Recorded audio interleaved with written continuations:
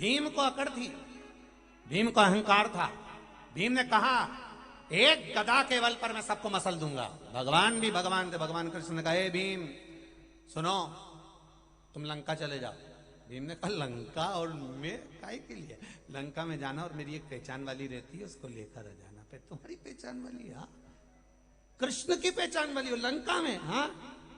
तो भीम ने कहा मां तो राम जी की पहचान वाली होना चाहिए, मन कृष्ण की पहचान वाली कहां से आ गई? कहां त्रेता कहां द्वापर? भगवान कृष्ण बोले नहीं नहीं मां मेरी पहचान वाली रहती है, तुम लंका जाओ, वहां पर विभीषण के वंशज मिलेंगे, विभीषण के छोरा छोरी मिलेंगे, और वहां पर एक मंदोदरी मिलेगी, तुम मंदोदरी को लेकर यहां जाना, बस इतना सा कर सकते हो क्या? भीम ने कहा ये मंदोदरी कौन? वो रावण की धर्मपत्नी? हाँ, बस उसको लेकर आ जाओ और कुछ।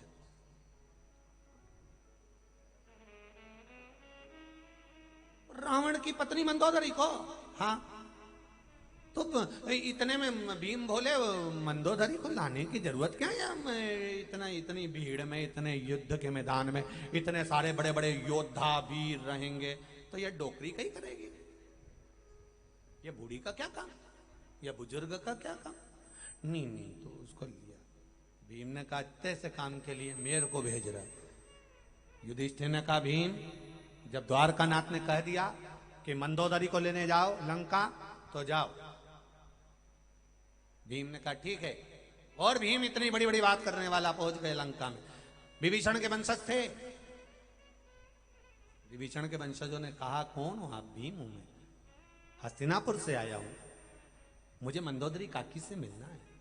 मंदोदरी से? आपको मालूम नहीं वो हमारे घर की सबसे बुजुर्ग माता है, हम जानते हैं।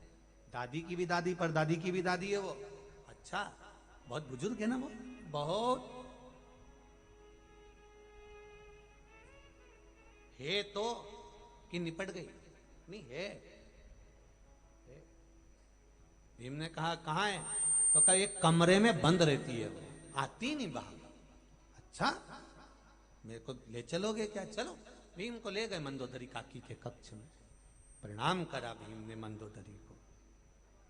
मंदोदरी काकी, भीम आया। मंदोदरी ने दिए का प्रकाश लिया, उजाले में देखा।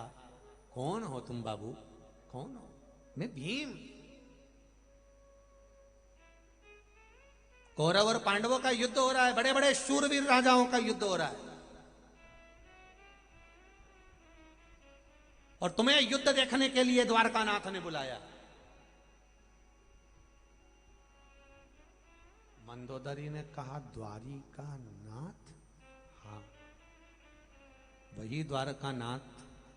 हाँ, जो देवकी के गर्भ से जन्मे हैं। हाँ, यशोदा की गोद में खेले हैं। हाँ, उन्हीं ने तो आपको युद्ध देखने बुलाया है। मंदोदरी ने पूछा युद्ध किसका है? किसका युद्ध है? भीम कहते मेरे जैसे शूरवीरों का युद्ध है, मेरे जैसे वीरों का, जो एक गदा के बल पर सबको मसल सकता है। मंदोदरी ने कहा भीम तुम्हारा युद्ध है तो अवश्य देखने चलूंगी, पहले कुछ स्नान वगैरह कर लो, कुछ खा लो, फिर चलते हैं।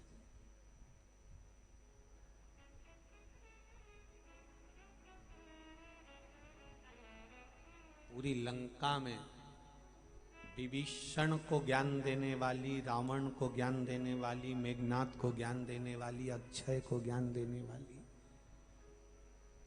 रावण की 2 धर्म पत्नियां और थी, पर वो कभी रावण को नहीं समझाती थी, केवल एक ही समझाती थी, वो मंदोदरी थी। इतनी विद्वान, इतनी ज्ञानी, इतनी शिव की भक्त थी। केवल त्रेता में ही नहीं, द्वापर में भी उसने ज्ञान दिया है।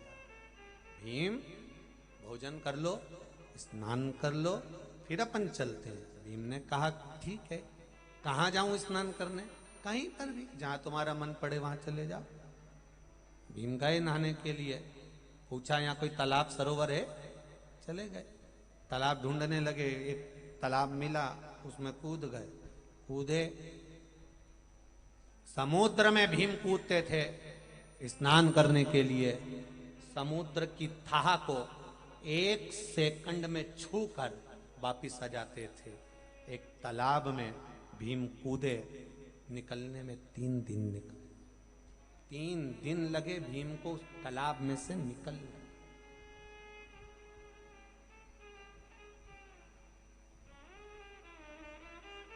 तालाब में से भीम निकल ही नहीं पाया, 3 दिन लग गए। 3 दिन बाद भीम निकल कर आया, मंदोदरी काकी के पास पहुंचा। काकी चले?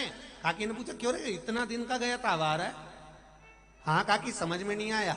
समुद्र में कूदता था तो था छूकर 1 सेकंड में आ जाता था, पर ना जाने कौन सा ऐसा तालाब लंका में है जिसमें कूदा तो कूद कर 3 दिन में निकल कर आया।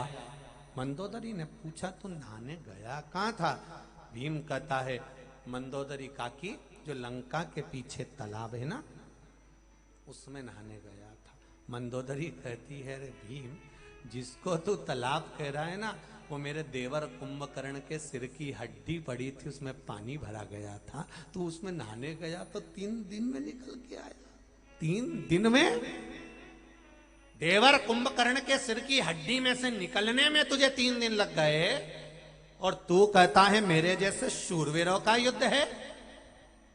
विचार कर रहे भीम, जिसका देवर के सिर की हड्डी इतनी गहरी थी, जिसमें से निकलने में तुझे 3 दिन लग गए, तो तू काय का वीर? भीम की आंख से आंसू झड़ रहे।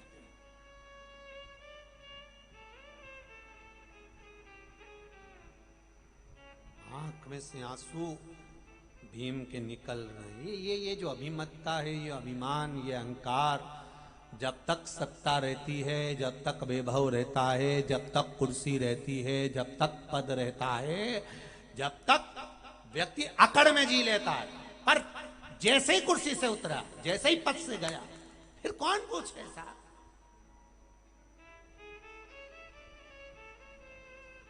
फिर तो लोग चिल्लाए जम जम के, बस जगह जगह दीवार पे लिख दें चलो दिल्ली, चलो चलो दिल्ली, चलो चलो दिल्ली, चलो